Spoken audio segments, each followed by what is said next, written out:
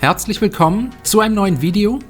Heute zeige ich euch das versprochene Rezept für die Lachsfrikadellen mit Gurkensalat.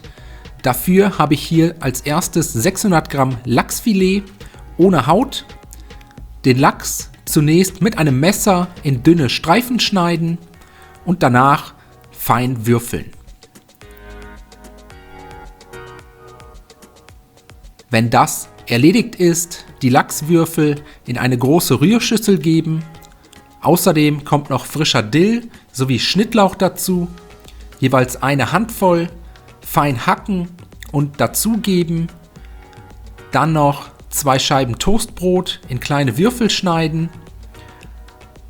Außerdem eine Zwiebel abziehen, fein hacken und ebenfalls zum Lachs geben. Zum Schluss für die Bindung 2 Eier dazugeben, außerdem 125 Gramm saure Sahne und 50 Gramm Paniermehl. Die Lachsmasse anschließend mit einer guten Prise Salz sowie frisch gemahlenem Pfeffer würzen und danach alles mit einem Löffel verrühren, bis sich alle Zutaten gleichmäßig verteilt haben.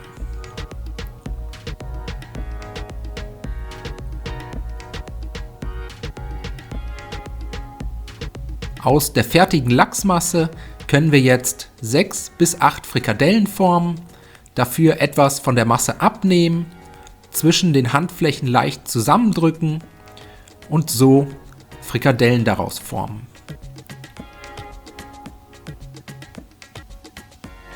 Als nächstes eine große Pfanne mit einem guten Schuss Öl erhitzen, dann kommen die Lachsfrikadellen in die Pfanne und für 4 bis 5 Minuten bei mittlerer Hitze ganz langsam braun und knusprig anbraten.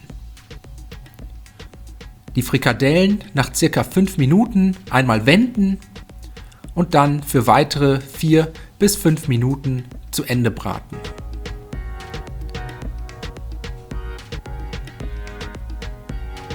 Die fertigen Lachsfrikadellen aus der Pfanne heben und jetzt können wir auch schon servieren. Bei mir gibt es als Beilage einen Gurkensalat. Wie ihr den zubereitet, habe ich euch ja in meinem Video zu den Backofenschnitzeln schon gezeigt. Da könnt ihr gerne noch mal reinschauen. Und dann wünsche ich euch einen guten Appetit. Ich hoffe, euch hat das Video gefallen. Ich wünsche euch viel Spaß beim Nachmachen. Bis zum nächsten Mal.